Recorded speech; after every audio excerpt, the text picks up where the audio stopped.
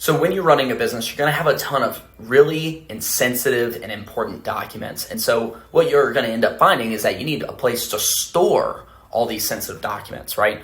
Stuff that's tied to employees, stuff that's tied to tax, IRS related items. And so having a document management system is going to be super invaluable to you. So what's nice about employee documents is that if you have a payroll software, such as maybe like Gusto, you're able to store those documents in that employee file, and it's all tied in to one thing.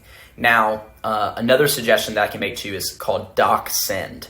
DocSend is going to be another really viable document management software, so that way you can put everything into a safe, secure space, and there's different ways to encrypt the data and then validate it. So, when you're looking at how am I going to manage all these things, what's the worst thing you don't want to have happen is lose documents or have a bunch of paper and you have manila folders sitting around everywhere and you're trying to figure out where something is.